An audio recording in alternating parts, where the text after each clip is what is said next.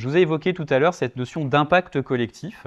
Cette notion d'impact collectif, en fait, c'est une approche méthodologique. Ça vient compléter tout ce que je viens de vous dire en disant simplement que pour réussir ça, pour réussir cette coopération, en effet, on a besoin de se donner des repères, on a besoin de se donner un petit peu un cadre structurant.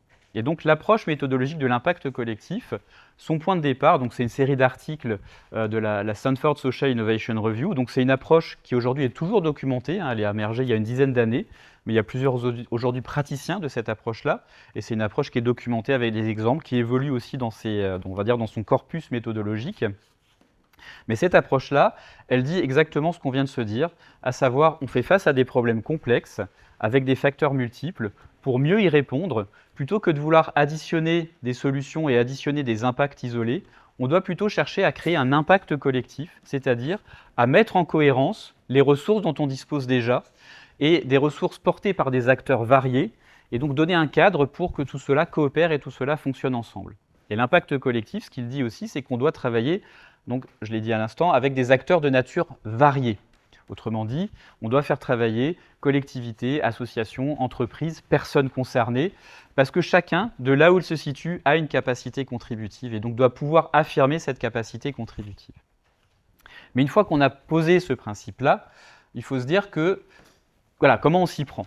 Et donc l'impact collectif, ce qu'il vient dire, c'est que pour faire vivre une coopération, ou pour faire vivre une communauté d'action, si je reprends le terme que l'on emploie à la Fonda, on a besoin de travailler 5 composantes. Alors, il n'y a pas de recette magique, il n'y a pas de recette toute faite, il n'y a pas le livre de cuisine que vous allez pouvoir sortir pour pouvoir créer votre coopération. Et donc l'impact collectif ne prétend pas ça. Par contre, l'impact collectif vient dire ayons en vigilance, ayons en tête comment est-ce qu'on peut réussir cette coopération. Et bien pour la réussir, il faut qu'on prenne soin, puisque je disais tout à l'heure que la coopération c'est quelque chose dont il faut prendre soin, il faut qu'on prenne soin de ces différents aspects. Une coopération, pour qu'elle fonctionne, j'ai déjà pas mal insisté là-dessus, elle a besoin d'une vision commune. Mais je vais me permettre encore d'insister là-dessus. Parce que c'est vrai que très souvent, on a tous le réflexe, ce qu'on appelle du solutionnisme. Hein, on identifie un problème, on va chercher une solution. Or, parfois, on se rend compte, chemin faisant, que quand on construit une solution, même si elle est collective, si on ne prend pas le temps de bien définir les termes, si on ne prend pas bien le temps de définir aussi les valeurs qui nous lient les uns aux autres, en fait, parfois, un même problème, on peut le comprendre de façon différente. Et d'ailleurs, parfois, c'est bien, enfin, c'est pas forcément un frein à la coopération, mais quand il y a des différences d'interprétation, quand il y a des différences même de valeurs, il faut qu'elles soient claires et il faut qu'elles soient connues. Parfois, on peut converger même en ayant des valeurs différentes, mais il faut quand même que ce soit clair. Ou même quand il y a des points de désaccord, il faut juste qu'ils soient exprimés pour qu'on sache où on est complémentaire et où on va avoir plus de mal à effectivement relier les actions. Mais en tout cas, la vision commune, et ça c'est aussi donc le ferment de la coopération, c'est faire connaissance, partager une connaissance d'un problème, partager des définitions et se dire ensemble qu'est-ce que l'on veut faire, vers où on veut aller, qu'est-ce qui crée le sens de notre coopération. Ensuite, l'autre élément clé de l'impact collectif, c'est le fait d'avoir des actions qui se soutiennent mutuellement. Je le répète, mais c'est vraiment un point essentiel. L'impact collectif, donc qui est l'approche méthodologique qui rend possible la coopération, ça veut dire ne pas multiplier les initiatives, ça veut dire avoir des actions qui se relient les unes aux autres. Et c'est, dans les témoignages que j'ai entendus ce matin, des choses que vous faites déjà. Mais avec l'impact collectif, si on a ce souci-là, en fait, on va pouvoir le formaliser, le modéliser.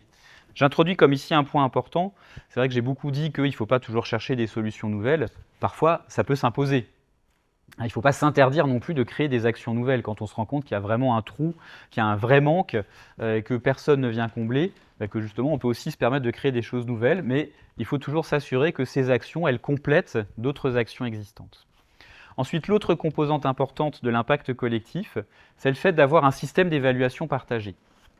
C'est le fait de construire, en fait, de se dire que ce que l'on produit comme action collective, on doit pouvoir en tirer des enseignements de façon continue.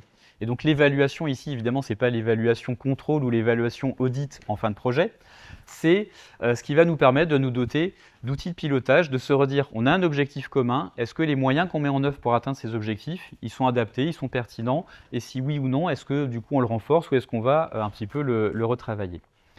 Enfin, deux derniers points, la communication permanente, mais ça je ne m'attarde pas dessus parce que c'est assez transparent. La part collective, c'est de la communication, c'est de la disponibilité, du dialogue, de l'écoute, vous l'avez dit. Et enfin, ça c'est important, c'est aussi une fonction de soutien. Alors, dans les mots qui sont remontés tout à l'heure, il y avait la notion de coordination, enfin, le fait d'avoir un coordinateur ou une coordinatrice. Et c'est souvent l'impensé de la coopération, et c'est souvent aussi l'infinancé d'ailleurs de la coopération. L'un est peut-être la conséquence de l'autre d'ailleurs, mais on essaye de nous porter un plaidoyer aussi pour ça à la Fonda.